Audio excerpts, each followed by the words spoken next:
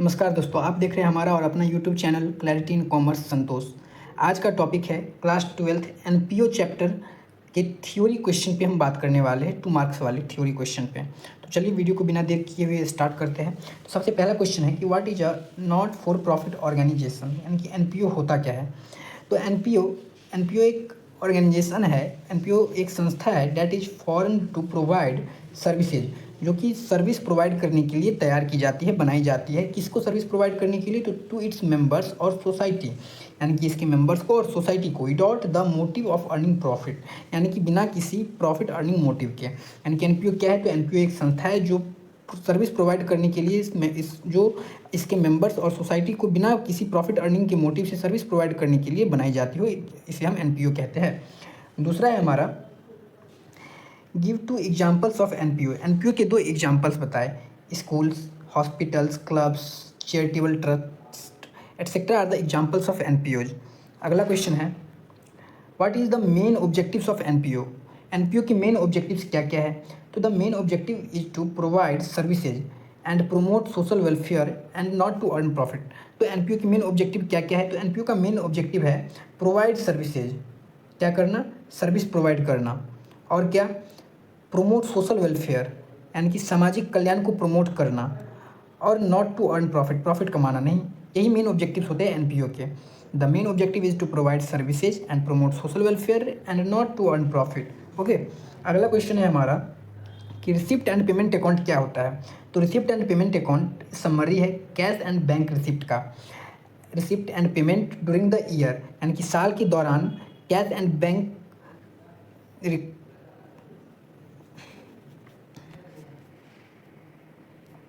तो receipt and payment account क्या है? Receipt and payment account summary है कैश एंड बैंक रिसिप्ट्स का, जो कि साल के दौरान की जाती हो।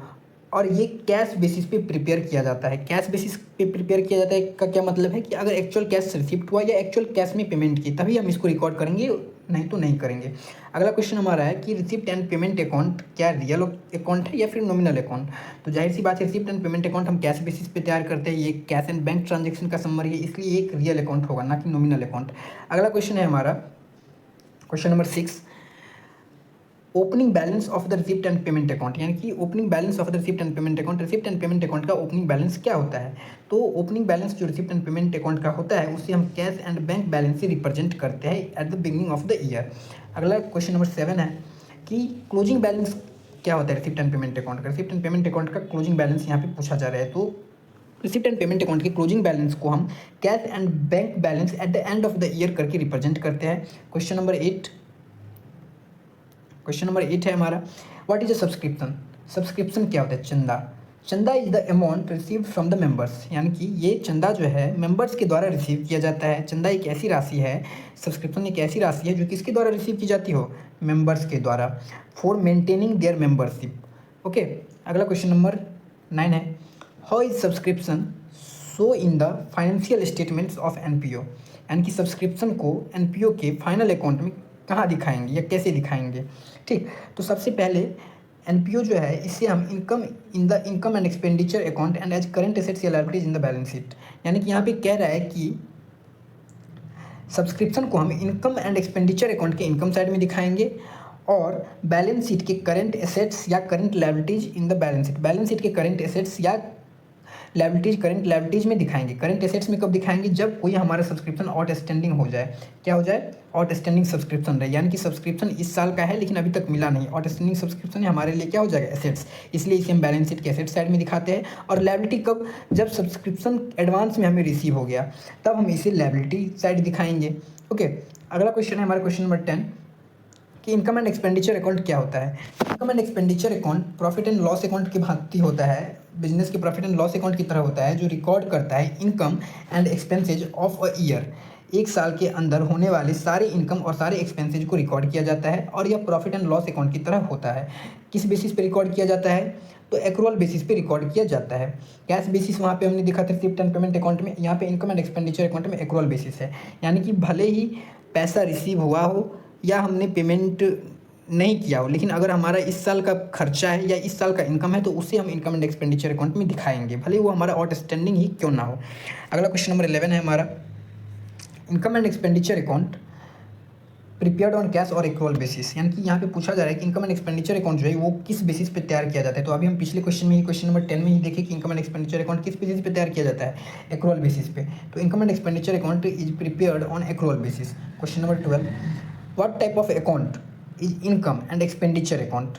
ओके, तो इनकम एंड एक्सपेंडिचर अकाउंट किस तरह का अकाउंट होता है, तो ये एक नॉमिनल अकाउंट होता है, क्योंकि एक पीएल अकाउंट का समरी होता है। जैसे ही प्रॉफिट एंड लॉस की हम बात करते हैं, इनकम एंड एक्सपेंडिचर की बात करते हैं, तो खर्चे और इनकम की बात किस में की जाती है, तो नॉमिनल अकाउंट में की जाती है। तो ये नॉमिनल नेचर का होता है। क्वेश्चन नंबर 13 पे हम जाते हैं। तो क्वेश्चन नंबर 13 में है कैपिटल फंड क्या होता है। तो it is the accumulated surplus of the organisation and is so in the balance sheet as capital. Capital fund अगर हम सीधे सीधे जाने तो कैपिटल फंड क्या होता है, जैसे अगर कोई पार्टनर्स बिजनेस कर रहा है और वह फर्म को चलाने के लिए कुछ अमाउंट लाता है, कुछ राशि लाता है, उसे हम फलाना पार्टनर्स कैपिटल अकाउंट बोलते हैं। अगर कोई सोल प्रोप्राइटरशिप कर रहा है, सोल प्रोप्राइटरशिप बिजनेस है किसी का, तो वह जो बिजनेस चलाने के लिए जो अमाउंट लाता है उसे हम कैपिटल बोलते हैं। तो ठीक एनपीओ को चलाने के लिए भी जो अमाउंट होता है उसी अमाउंट को हम कैपिटल फंड बोलते हैं, और यह बैलेंस शीट में एज कैपिटल के रूप में दिखाया जाता है। यानी कि एनपीओ में कैपिटल को हम कैपिटल फंड बोलते हैं, सोल प्रोप्राइटरशिप में कैपिटल को हम जनरली कैपिटल ही बोलते हैं, पार्टनरशिप में हम कैपिटल को फलानास कैपिटल बोलते हैं। कंपनी में जब शेयर होल्डर लाता है पैसा, कुछ अमाउंट लाता है, तो उसको हम शेयर कैपिटल अकाउंट बोलते हैं। तो हर एक बिजनेस के फॉर्म में कैपिटल का अपना अलग अलग नाम है। तो एनपीओ में कैपिटल को कैपिटल फंड बोला जाता है। ठीक है, अगला क्वेश्चन है क्वेश्चन नंबर 14 कि कैपिटल फंड कैलकुलेट कैसे किया जाता है। How is capital fund calculated. तो कैपिटल फंड को टोटल एसेट्स में से जब आउटसाइडर लायबिलिटी को घटा दिया जाता है तो कैपिटल फंड कैलकुलेट होता है at the beginning of the year, यानी कि शुरुआत के टोटल एसेट्स में से आउटसाइडर लायबिलिटी को घटाने पर जो रिजल्ट आता है, नेट रिजल्ट आता है, उसे हम क्या बोलते हैं, कैपिटल फंड बोलते हैं। क्वेश्चन नंबर 15 है हमारा, हाउ इज सरप्लस और deficit treated in the balance sheet. तो सरप्लस यानी कि जब हम income and expenditure account prepare करते हैं तब हमें सरप्लस या डिफिसिट लास्ट में देखने को मिलता है। अगर हमारा इनकम ज़्यादा है और एक्सपेंडिचर कम तो सरप्लस, और इनकम कम है एक्सपेंडिचर ज़्यादा तो डिफिसिट। तो इसको हम बैलेंस शीट में कैसे ट्रीट करते हैं, तो एनपीओ में क्या होता है कि हमें जो भी सरप्लस या डिफिसिट होता है उसे मेंबर्स के बीच में बांटा नहीं जाता है। इसको कैपिटल फंड, यानी कि जो भी एनपीओ का कैपिटल होता है, कैपिटल फंड होता है, उसमें जोड़ा या घटाया जाता है। अगर सरप्लस होता है तो हम इसे बैलेंस शीट में कैपिटल साइड में कैपिटल फंड में जोड़ेंगे, और अगर डिफिसिट होता है तो इसे हम क्या करेंगे, इसे हम घटा देंगे। ओके, इसे हम माइनस करेंगे, घटाएंगे इसे हम डिफिसिट को बैलेंस शीट में कैपिटल फंड से। वही बात यहाँ पे लिखा गया कि surplus is added to capital fund and deficit is deducted from capital fund. अगला क्वेश्चन नंबर 16 है हमारा, what is legacy. What is legacy. अब ये लेजेसी क्या होता है भैया, लेजेसी यानी कि अमाउंट, लेजेसी एक अमाउंट है जो कि रिसीव होता है डोनेशन अंडर अ विल, यानी कि किसी व्यक्ति के मरने पे या वसीयत के रूप में जो दान दी जाती है उसे हम क्या बोलते हैं, लेजेसी बोलते हैं। अगला क्वेश्चन नंबर 17 है हमारा, what is the nature of legacy. Legacy किस नेचर का होता है, तो ये कैपिटल रिसिप्ट होता है, कैपिटल नेचर का। ये बार बार होने वाला नेचर का नहीं होता है, कैपिटल रिसिप्ट यानी कि ये नॉन रिकरिंग नेचर का होता है। क्वेश्चन नंबर 18 की तरफ हम बढ़ते हैं और हम देखते हैं अगला क्वेश्चन कि what is the difference between receipt and payment account and cash book, यानी कि कैश बुक और रिसिप्ट एंड पेमेंट अकाउंट में क्या डिफरेंस है। तो receipt and payment account cash and bank transaction का समरी है, जबकि कैश बुक एक डिटेल रिकॉर्ड होता है। Question number 19, why is income and expenditure account prepared. Income and expenditure account prepare क्यों किया जाता है, तो to find out the surplus और deficit for the current accounting year, यानी कि जो हमारा करेंट अकाउंटिंग ईयर चल रहा होता है उस अकाउंटिंग ईयर में सरप्लस और डिफिसिट को फाइंड आउट करने के लिए इनकम एंड एक्सपेंडिचर अकाउंट क्या किया जाता है, प्रिपेयर किया जाता है। क्वेश्चन नंबर 20 है हमारा, क्वेश्चन नंबर 20 कि give any one examples of revenue receipt and one of capital receipt, यानी कि यहाँ पे कैपिटल रिसिप्ट और रेवेन्यू रिसिप्ट के एग्जांपल बताने को कह रहा है। तो रेवेन्यू रिसिप्ट यानी कि सब्सक्रिप्शन रेवेन्यू नेचर का आइटम होता है, बार बार मेंबर्स के द्वारा उनके मेंबरशिप को मेंटेन रखने के लिए रिसीव किया जाता है, रिकरिंग नेचर का, इसलिए इसे रेवेन्यू रिसिप्ट मानेंगे। और कैपिटल यानी कि डोनेशन फॉर बिल्डिंग बनवाने के लिए डोनेशन मिला, ये बार बार होने वाला नहीं है, ये क्या होता है, कैपिटल नेचर का होता है, नॉन रिकरिंग नेचर का, बार बार रिसीव नहीं होता है, कभी कभी रिसीव होता है साल में। ये क्या है, question number 21, what is specific donation. Specific donation क्या होता है, तो डोनेशन जो रिसीव हुआ वो स्पेसिफिक पर्पस के लिए रिसीव हुआ, तो उसे ही हम स्पेसिफिक डोनेशन क्या बोलेंगे। जैसे कि अगर बिल्डिंग बनवाने के लिए डोनेशन रिसीव हुआ तो हम बिल्डिंग ही बनवाएंगे, लाइब्रेरी ओपन करने के लिए डोनेशन रिसीव हुआ तो हम लाइब्रेरी उससे ओपन करेंगे। और एक जनरल डोनेशन होता है जो जनरल पर्पस के लिए रिसीव होता है, तो उसमें क्या अपने मन से जहाँ पे भी हमें ज़रूरत पड़ रही है उस अमाउंट की तो हम यूज कर सकते हैं, वो हमारा जनरल डोनेशन होता है। क्वेश्चन नंबर 21 की तरफ हम बढ़ते हैं और देखते हैं कि अगला क्वेश्चन है, how is specific donation treated, यानी कि स्पेसिफिक डोनेशन कैसे ट्रीट किया जाता है। तो स्पेसिफिक डोनेशन ये नॉन रिकरिंग नेचर का है, यानी कि कैपिटल रिसिप्ट होता है, ये कैपिटल रिसिप्ट की तरह इसे ट्रीट किया जाता है। और चूँकि इसको कैपिटल रिसिप्ट की तरह ट्रीट किया जाता है, इसलिए इसे कहाँ रिकॉर्ड करते हैं, लायबिलिटी साइड में, बैलेंस शीट की लायबिलिटी साइड में इसे दिखाया जाता है। क्वेश्चन नंबर 23 है हमारा, what is general donation. General donation क्या है, इस पर हम बात कर चुके हैं पहले। क्वेश्चन नंबर 24 है हमारा, how is general donation treated. अब जनरल डोनेशन को कैसे ट्रीट करेंगे, तो ठीक स्पेसिफिक डोनेशन का उल्टा है। स्पेसिफिक डोनेशन में बैलेंस शीट की लायबिलिटी साइड में दिखाते हैं और उसे कैपिटल नेचर का मानते हैं, क्योंकि वो नॉन रिकरिंग नेचर का आइटम होता है। ये रिकरिंग नेचर बार बार रिसीव होने वाला डोनेशन है, इसलिए इसे रेवेन्यू रिसिप्ट मानेंगे, रेवेन्यू इनकम मानेंगे, और इनकम एंड एक्सपेंडिचर अकाउंट की इनकम साइड में इसे हम शो करेंगे। क्वेश्चन नंबर 25 की तरफ हम बढ़ते हैं और देखते हैं कि what is entrance fee. Entrance fee क्या होता है, तो इंट्रेंस फी अमाउंट होता है जो कि रिसीव्ड होता है new members at the time of joining, यानी कि जब कोई व्यक्ति एनपीओ में एज मेंबरशिप ज्वाइन हो रहा है, तब जो अमाउंट रिसीव किया जाता है उसे ही हम इंट्रेंस फी बोलते हैं। जैसे कि आप अगर स्कूल में एडमिशन लेने जाते हैं तो आप कुछ पहले पेमेंट एडमिशन फ़ी उसे स्कूल वालों को जमा करते हैं, तभी वो आपको एडमिशन देता है, तो उसे ही हम इंट्रेंस फी बोलते हैं। इंट्रेंस फी को एडमिशन फ़ी भी बोला जाता है। अगला क्वेश्चन है क्वेश्चन नंबर 26, इसमें है कि how is entrance fee treated. तो entrance fee usually treated as revenue income, यानी कि इसे रेवेन्यू नेचर का माना जाता है, रेवेन्यू इनकम ट्रीट किया जाता है, और इसे रेवेन्यू इनकम ट्रीट किया जाता है, इसलिए इनकम एंड एक्सपेंडिचर अकाउंट के इनकम साइड में दिखाया जाएगा। क्वेश्चन नंबर 27 की तरफ हम बढ़ते हैं और देखते हैं कि क्वेश्चन नंबर 27 में हमारा अगला क्वेश्चन है कि लाइफ मेंबरशिप फी क्या होता है। तो लाइफ मेंबरशिप फी यानी कि fees received from members who pay once for life time membership, यानी कि मेंबरशिप मेंटेन करने के लिए जब हम फी एनुअली बेसिस पे रिकॉर्ड करते हैं तो हम सब्सक्रिप्शन बोलते हैं, ये एनुअली बेसिस पे हम रिकॉर्ड करते हैं। और जब कोई मेंबर अपने लाइफ टाइम की मेंबरशिप के लिए एक ही बार में लमसम में एक ही बार में एक ही दफ़ा में फ़ी क्या करेगा, पे कर देगा, तो उसे हम लाइफ टाइम मेंबरशिप फी बोलते हैं। क्वेश्चन नंबर 28 की तरफ हम आगे बढ़ते हैं और देखते हैं कि how is life membership fee treated. Life membership fee treat कैसे किया जाता है। तो लाइफ मेंबरशिप फी यानी कि लमसम एक ही बार में पेमेंट कर दिया जाता है, ठीक है। तो ये नॉन रिकरिंग नेचर का आइटम है, तो नॉन रिकरिंग नेचर का आइटम होने के कारण इसे कैपिटल रिसिप्ट माना जाता है और इसलिए इसे कैपिटल फंड में क्या किया जाता है, ऐड कर दिया जाता है। अगला क्वेश्चन है question number 29, what is endowment fund. Endowment fund क्या होता है। तो इंडोमेंट फंड एक फंड है जो कि क्रिएट किया जाता है स्पेसिफिक डोनेशन के लिए, the income of which is used for specific purpose, यानी कि इस फंड को स्पेसिफिक पर्पस के लिए, यानी कि अगर कहे तो कुछ हैवी एसेट्स खरीदने के लिए इस फंड को यूज किया जाता है। हैवी एसेट्स परचेज करने के लिए इस फंड को रिकॉर्ड किया जाता है, इसे ही हम इंडोमेंट फंड बोलते हैं। क्वेश्चन नंबर 30 में है कि how is endowment fund show in the balance sheet.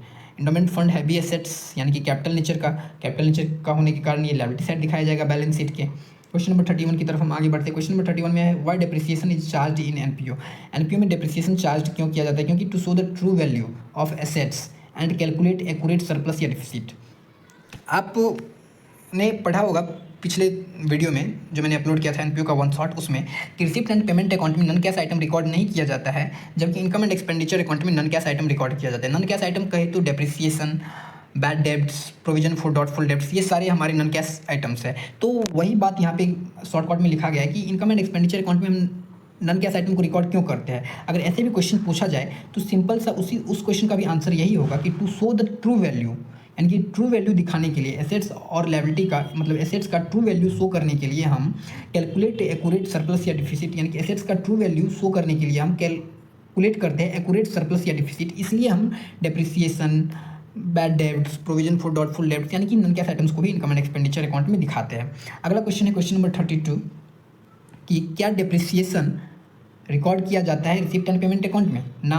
अभी मैंने आपको बताया पिछले वाले क्वेश्चन में डिटेल में कि non cash item receipt and payment account में रिकॉर्ड नहीं किया जाता है, no because it is non cash item. नहीं किया जाता है क्यों, क्योंकि यह नॉन कैश आइटम है। अगला क्वेश्चन नंबर 33 में देखते हैं क्या 33 में व्हाट इज एक्योर्ड इनकम। एक्योर्ड इनकम क्या होता है, income earned but not yet received during the year, यानी कि इनकम अर्न तो कर लिए लेकिन अभी तक हमें क्या रिसीव नहीं हुआ वर्ष के दौरान, तो इसे हम एक्योर्ड इनकम बोलते हैं। क्वेश्चन नंबर 34 है हमारा कि एक्योर्ड इनकम हम कहाँ दिखाते हैं। तो चूँकि एक्योर्ड इनकम हमारा आय होता है, हमारा एसेट्स अभी मतलब कि अभी वो हमारे लिए क्या माना जाएगा, एसेट्स माना जाएगा, क्योंकि हम अर्न किए हैं लेकिन अभी तक हमें रिसीव नहीं हुआ है, तो इसलिए उसे हम एसेट्स की तरह ट्रीट करेंगे और हम इसे बैलेंस शीट में एसेट्स साइड में दिखाएंगे। और इनकम एंड एक्सपेंडिचर अकाउंट में जोड़ दिया जाएगा। इनकम एंड एक्सपेंडिचर अकाउंट में किस में जोड़ दिया जाएगा, तो यानी कि सिंपल लैंग्वेज में बोले तो इनकम एंड एक्सपेंडिचर अकाउंट के इनकम साइड में दिखाया जाएगा, जो भी हमारा इनकम है उसमें ऐड किया जाएगा, क्योंकि इनकम एंड एक्सपेंडिचर अकाउंट किस बेसिस पे तैयार करते हैं, एक्रूअल बेसिस। एक्रूअल बेसिस, इसमें पैसा आए या ना आए, फिर भी अगर वो उस साल का इनकम या एक्सपेंस है तो उससे हम दिखाएंगे। तो ये तो पैसा रिसीव नहीं हुआ है लेकिन इसी साल का इनकम माना जाएगा, इसलिए इसे हम इनकम एंड एक्सपेंडिचर अकाउंट में जोड़ते हैं। और चूंकि अभी तक रिसीव नहीं हुआ है इसलिए यह हमारा एसेट्स माना जाएगा और बैलेंस शीट के एसेट साइड में दिखाया जाएगा। क्वेश्चन नंबर 35 की तरफ हम बढ़ते हैं और देखते हैं। अगला क्वेश्चन है हमारा, what is outstanding expenses. Outstanding expense क्या होता है, यानी कि अभी तक expense incurred but not yet paid during the year, यानी कि अभी तक एक्सपेंसेज हमारा पेड नहीं किया गया, आउटस्टैंडिंग है, यानी कि बकाया है, बकाया खर्चा। खर्चा तो हमने कर लिया लेकिन अभी तक पेमेंट नहीं किया, उसे हम क्या बोलते हैं, आउटस्टैंडिंग एक्सपेंसेज। अगला क्वेश्चन है question number 36, where is outstanding expenses show. Outstanding expenses कहाँ दिखाया जाता है, तो आउटस्टैंडिंग एक्सपेंसेज हमारा खर्चा होता है और हमने अभी तक इसे पेमेंट नहीं किया है, इसलिए ये हमारे ऊपर क्या है, लायबिलिटी है। तो हम कहाँ दिखाएंगे, बैलेंस शीट के लायबिलिटी साइड में, और यह इनकम एंड एक्सपेंडिचर अकाउंट के एक्सपेंडिचर में जोड़ दिया जाएगा, एक्सपेंडिचर साइड में जोड़ा जाएगा। क्यों, क्योंकि खर्चा तो इसी साल का है ना, एक्रूअल बेसिस पे प्रिपेयर करते हैं, इसलिए खर्चे की साइड में जोड़ देंगे हम इसको और बैलेंस शीट की लायबिलिटी साइड में दिखाएंगे, लायबिलिटी होने के कारण। Question number 37, what is prepaid expense. Prepaid expense क्या होता है, यानी कि expense paid in advance for the next year, यानी कि अगले साल का जो खर्चा है वह इसी साल पेमेंट कर दिया गया है, प्रीपेड एक्सपेंस। इसको हम कहाँ दिखाएंगे, शायद ये क्वेश्चन आगे होगा, where is prepaid expense show. Prepaid expense को हम कहाँ दिखाएंगे, तो deducted from expenses in income and expenditure account and show as assets, यानी कि प्रीपेड एक्सपेंसेज क्या होता है कि इसी साल हमने पेमेंट कर दिया लेकिन खर्चा किस साल का है, अगले साल का। लेकिन इनकम एंड एक्सपेंडिचर अकाउंट किस साल के लिए बनाया जाता है, करंट ईयर के लिए बनाया जाता है, एक्रूअल बेसिस पे। तो ये तो करंट ईयर का खर्चा नहीं है, ये अगले साल का खर्चा है, इसलिए इसे हम क्या करते हैं, डिडक्ट करते हैं, माइनस करते हैं from expenses in income and expenditure account. Okay, और इससे हम अपना एसेट्स मानेंगे, क्योंकि अगले साल का खर्चा हमने इसी साल पेमेंट किया तो वह तो हमारा एसेट्स माना जाएगा, अगले साल का पेमेंट अभी हो चुका है, तो इसलिए हम इसे बैलेंस शीट के एसेट साइड में भी दिखाते हैं। क्वेश्चन नंबर 39 है हमारा कि सब्सक्रिप्शन, आउटस्टैंडिंग सब्सक्रिप्शन क्या होता है, तो subscription due from members but not yet received, यानी कि अभी तक सब्सक्रिप्शन मेंबर से रिसीव नहीं हुआ है, वही आउटस्टैंडिंग सब्सक्रिप्शन, बकाया चंदा। अगला क्वेश्चन है question number 40, what is subscription received in advance. Advance में सब्सक्रिप्शन रिसीव्ड हो जाना क्या होता है, तो amount received from members for the next year, यानी कि इस साल ही अगले साल के लिए हमें पेमेंट कर दिया, इस साल ही हमें अगले साल के लिए पेमेंट कर दिया गया है सब्सक्रिप्शन, तो उसे हम क्या बोलेंगे, subscription received in advance for next year. Okay, अगला क्वेश्चन है क्वेश्चन नंबर 41 कि टेंशन मत लीजिए आप लोग, टोटल 50 क्वेश्चन है और अगर आप अच्छे से ये 50 क्वेश्चन कर लेंगे तो एनपीओ का कोई भी ऐसा थ्योरी क्वेश्चन नहीं होगा जिसमें आप लोगों को दिक्कत होगा। और इससे पहले मैंने वन शॉट कवर करवाया है, ये अंदर 15 मिनट के अंदर एनपीओ का वन शॉट करवाया गया, 15 मिनट के अंदर आपका ये 50 थ्योरी क्वेश्चन करवा दिया गया। यानी कि अगर आप ये 2 वीडियो लेक्चर देख लेते हैं तो आपको एनपीओ में से कि कोई सा भी क्वेश्चन आ जाए एग्जाम में, आप लोग उसे बना के ही आएंगे। तो टेंशन मत लीजिए, अभी बस 10 क्वेश्चन और बचे हैं तो हम देख लेते हैं और फिर हम अगले दिन बात करेंगे पार्टनरशिप पे, accounting for partnership for fundamental. तो चलिए अभी वापस आते हैं क्वेश्चन पे। क्वेश्चन नंबर 41 हमारा है कि what is the purpose of preparing a balance sheet of NPO, यानी कि एनपीओ में बैलेंस शीट प्रिपेयर करने का क्या पर्पस होता है, तो फाइनेंशियल पोजीशन जानने के लिए इसे प्रिपेयर किया जाता है। To know the financial position on the last date of the accounting year, यानी कि at the end of the accounting year के लास्ट में फाइनेंशियल पोजीशन जानने के लिए बैलेंस शीट को क्या किया जाता है, प्रिपेयर किया जाता है। ये सारी बातें अभी तक जितना भी एमसीक्यू गुजरा है, मतलब सॉरी अभी तक जितना भी थ्योरी क्वेश्चन गुजरा है, ये सारा क्वेश्चन मैंने एनपीओ के वन शॉट के वीडियो में कवर करवाया है, जो कि 15 मिनट के अंदर ही, अगर वो 15 मिनट का लेक्चर आप देख लेते हैं तो ये सारा क्वेश्चन आपको ऑटोमेटिक याद हो जाएगा। और उसे लिखेंगे कैसे, इसको अच्छे से जानने के लिए आपको ये वीडियो लेक्चर देखना है। याद तो आपको मैंने उसी 15 मिनट के अंदर सारा सब कुछ करवा दिया गया, पूरा एनपीओ का रिविजन करवा दिया है। ये वीडियो खास करके आंसर लिखना कैसे है इसके लिए है। चलिए बढ़ते हैं आगे। अगला क्वेश्चन है क्वेश्चन नंबर 42 कि ऑनोरेरियम क्या होता है। ऑनोरेरियम यानी कि पेमेंट किया जाता है पर्सन को for their services not on regular payroll, यानी कि ऑनोरेरियम पेमेंट किया जाता है ऐसे व्यक्ति को जो कि किसी कंपनी का क्या बोलते हैं, कंपनी का एम्प्लॉय नहीं है, उसे ऑनोरेरियम यानी कि ऑनर के लिए, उसके ऑनर के लिए, सम्मान के लिए उसे वह राशि दी जाती है। जैसे कि सेक्रेटरी को पेमेंट दिया जाता है, सेक्रेटरी एम्प्लॉय नहीं है, उसको ऑनर के लिए दिया जाता है ऑनरेरियम। जो गिटार वगैरह सब बजाते हैं, कभी कभी कंपनी में होती है, उन सभी को जो पेमेंट दिया जाता है उसे हम ऑनरेरियम बोलते हैं, ठीक है ना। और ये रेवेन्यू नेचर का खर्चा होता है, इसे हम इनकम एंड एक्सपेंडिचर अकाउंट के एक्सपेंडिचर साइड में शो करते हैं। ये देखिए यहाँ पे है भी क्वेश्चन कि ऑनरेरियम को हम कैसे ट्रीट करते हैं, तो treated as an expense in the income and expenditure account, पहले ही बता दिया मैंने। क्वेश्चन नंबर 44 है कि टूर्नामेंट फंड क्या होता है।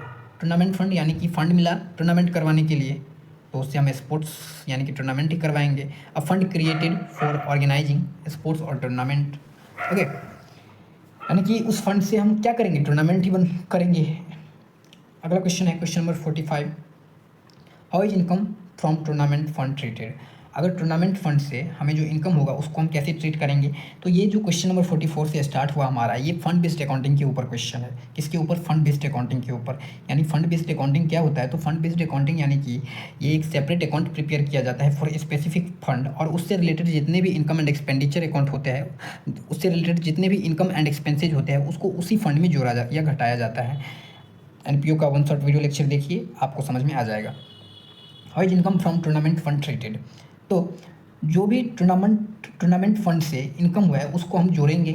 Added to tournament fund related expenses are deducted from it, और अगर वह एक्सपेंस से रिलेटेड है टूर्नामेंट फंड तो उसको हम डिडक्ट करेंगे, घटाएंगे। क्वेश्चन नंबर 46 है कि what is sale of old assets. Old assets को बेचना क्या कहलाता है, यानी कि अमाउंट रिसीव्ड होता है जब हम किसी फिक्स्ड एसेट्स को, पुराने फिक्स्ड एसेट्स को बेचते हैं।